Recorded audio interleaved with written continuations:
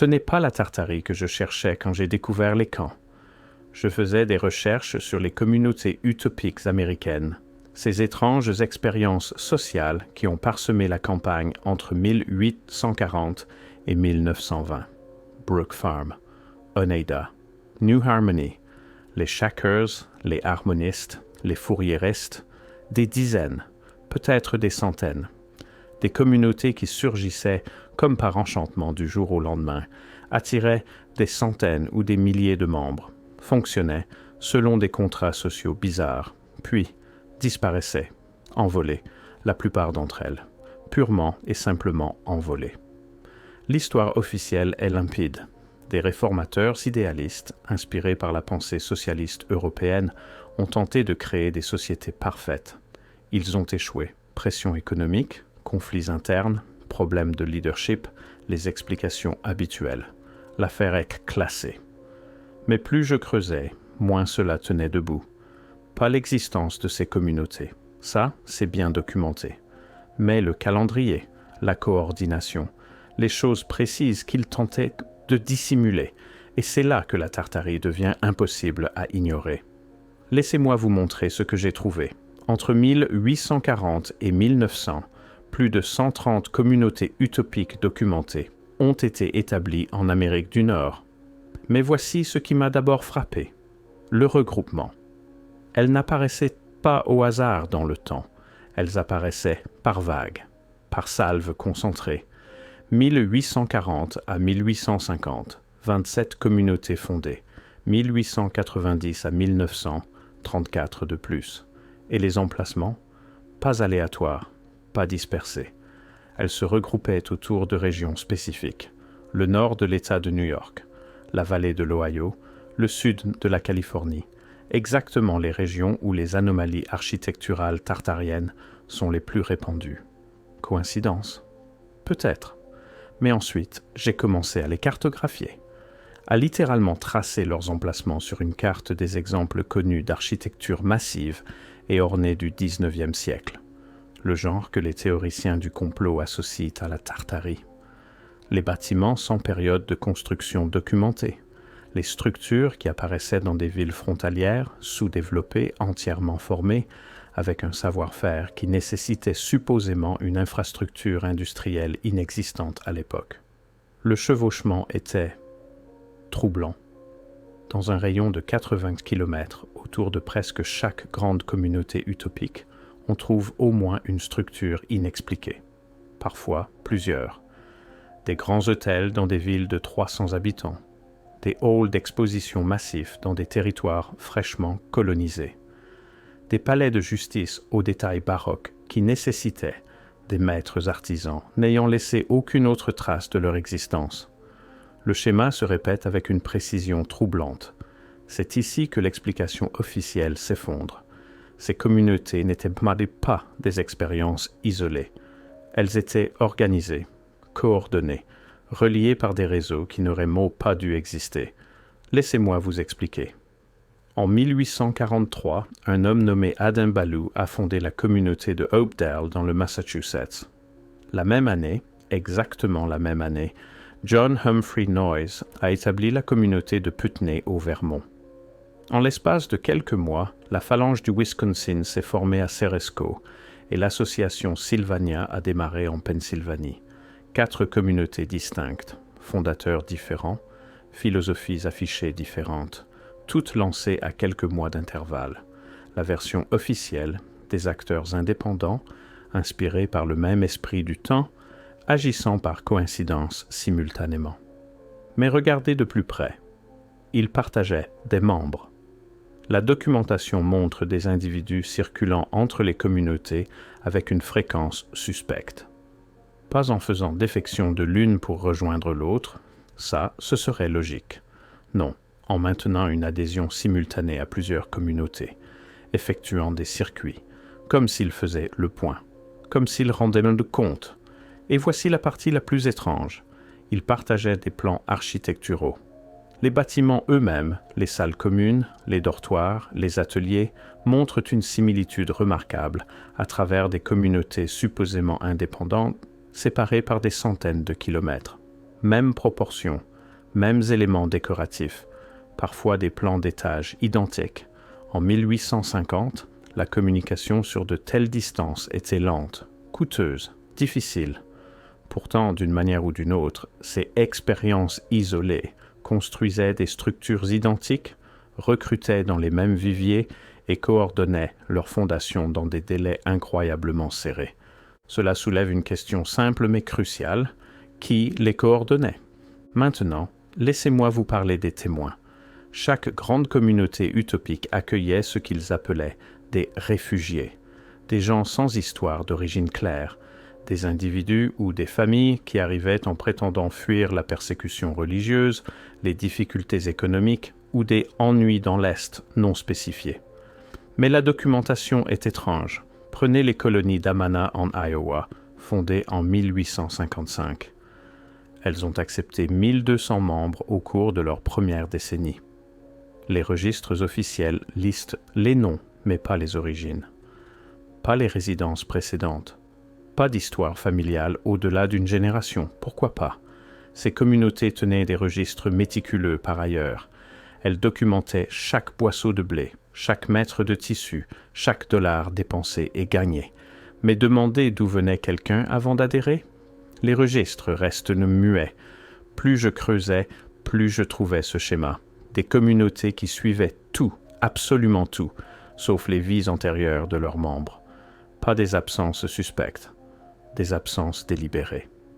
La communauté d'Oneida à New York tenait des registres généalogiques détaillés, mais seulement après l'adhésion des membres. Avant cela, rien.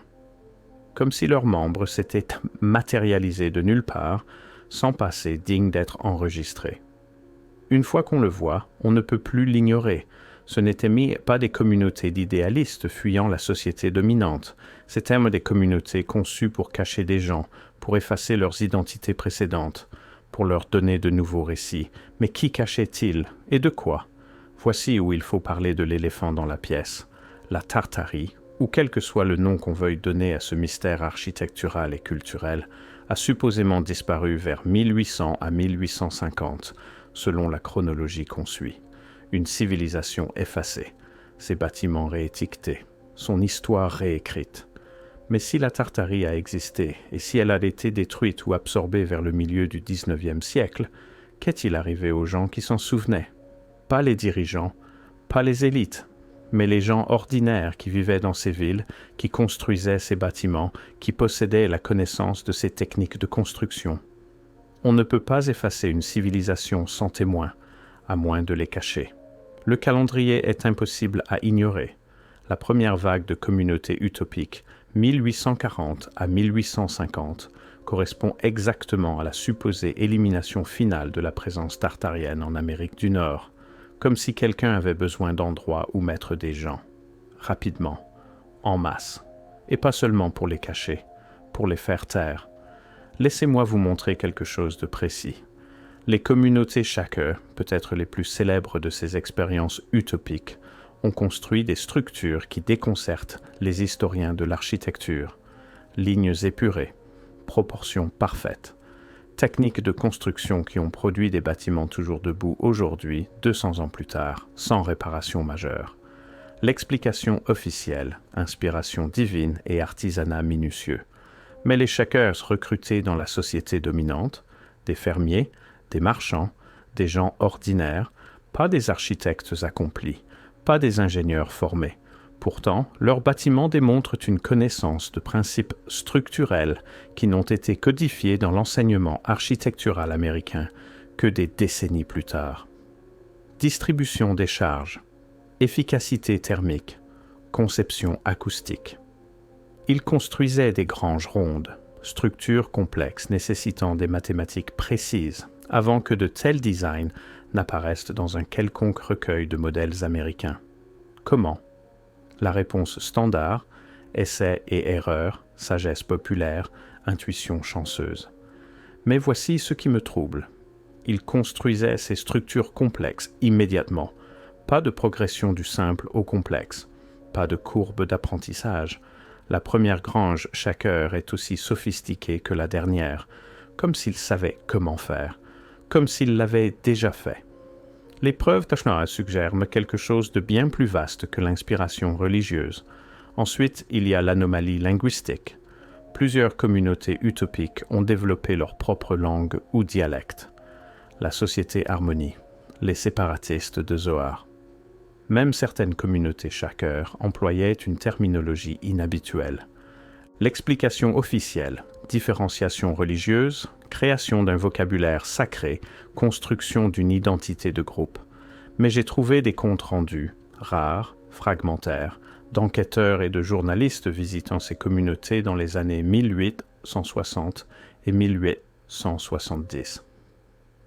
Leurs témoignages mentionnent avoir entendu des membres âgés parler entre eux dans des langues qu'ils ne pouvaient identifier.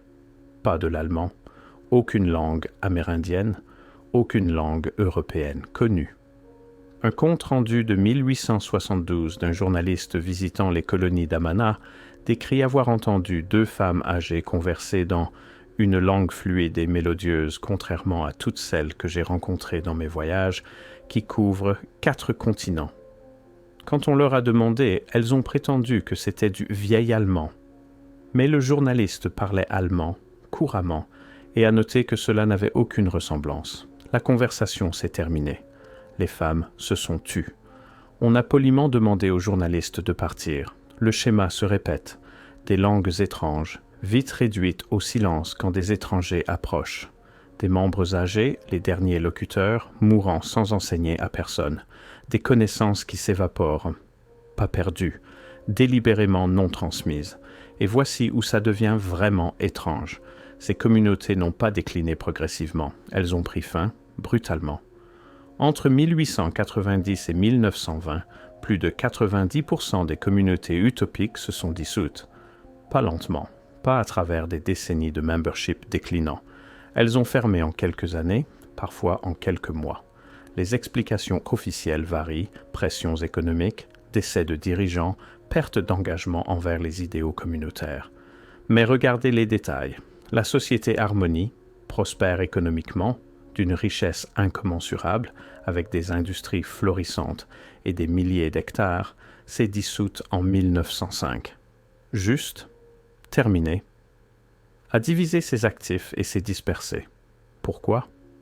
Les séparatistes de Zohar, établis en 1817, ont survécu à la guerre civile, aux dépressions économiques, aux transitions de leadership. Puis en 1898, ils ont voté la dissolution.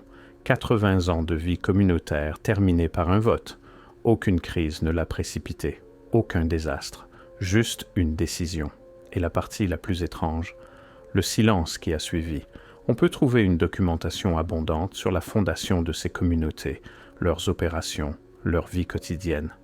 Mais leurs fins, registres minimaux, peu d'entretien avec d'anciens membres, presque aucun témoignage de première main expliquant pourquoi ils se sont dissous. Les participants se sont tus, ils sont retournés à la vie américaine ordinaire et n'en ont plus jamais parlé. Laissez-moi vous donner des détails sur ce qui a disparu.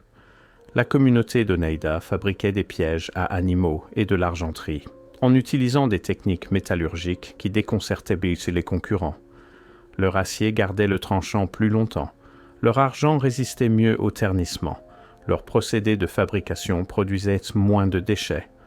Quand la communauté s'est dissoute en 1880, ils sont passés à une société par action. Les produits ont continué, mais les techniques, simplifiées. La qualité a décliné, l'efficacité mystérieuse a disparu, comme si les gens qui connaissaient les méthodes supérieures étaient partis ou avaient cessé de les partager. Le même schéma apparaît dans la tradition du mobilier shaker.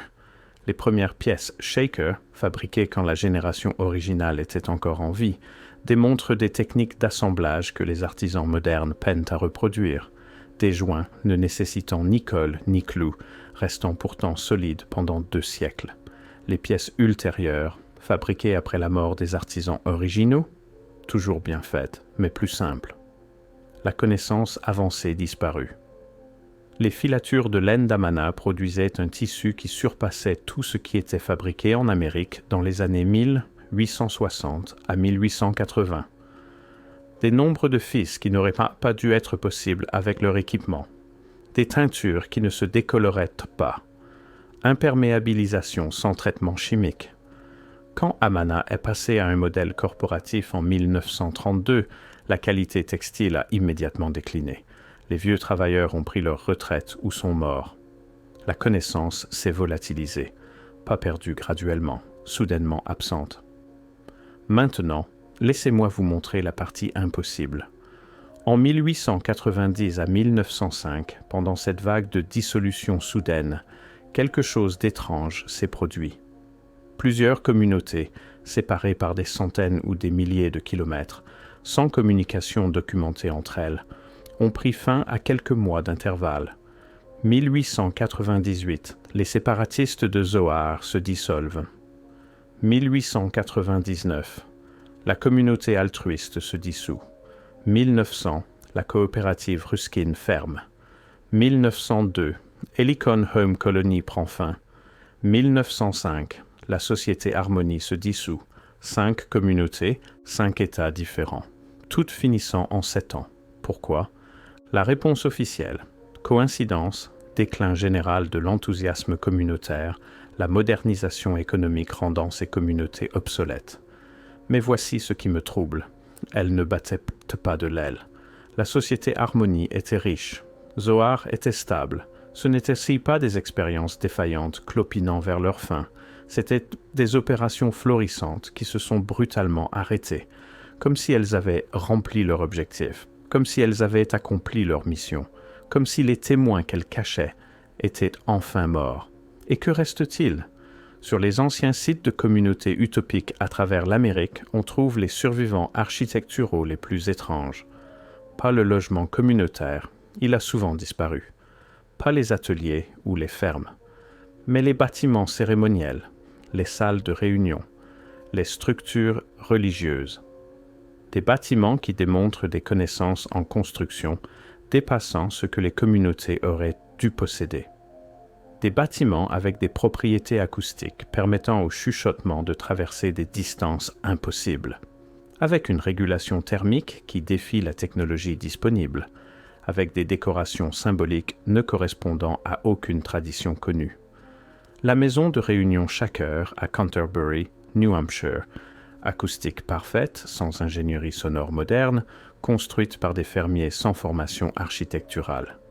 L'église de la Société Harmonie à Economy, Pennsylvanie.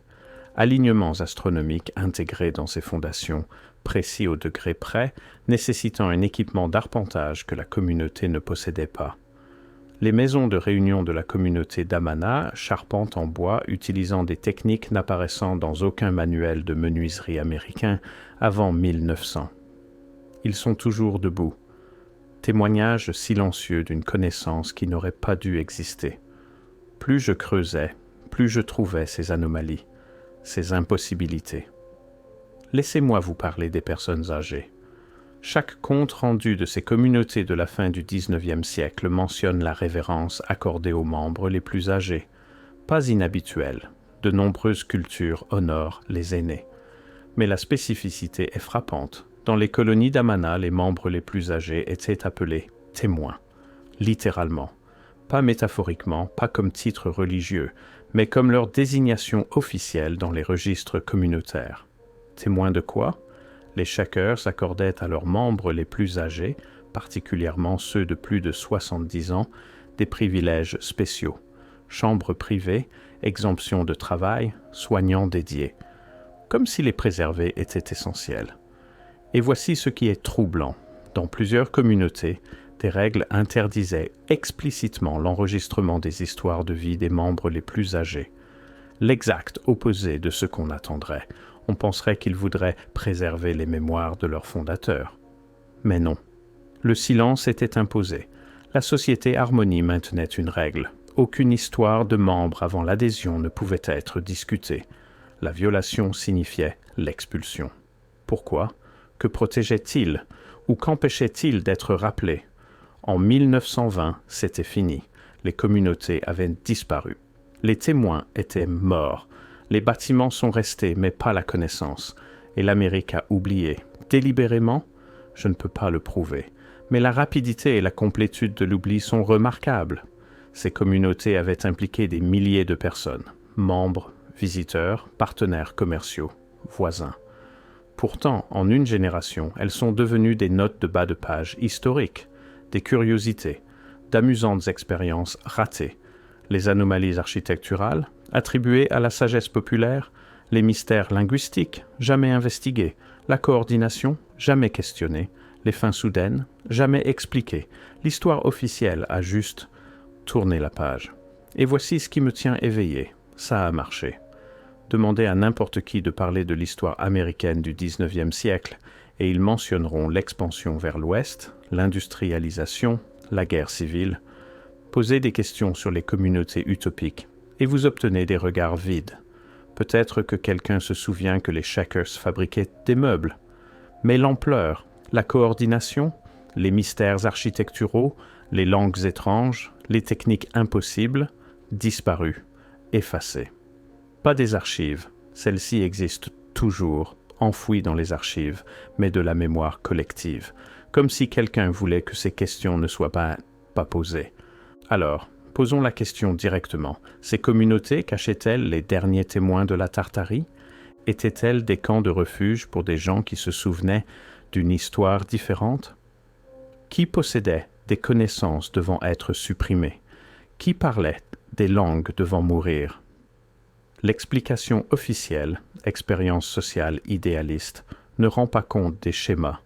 Elle n'explique pas la coordination, les impossibilités architecturales, le silence délibéré sur les origines, les fins soudaines.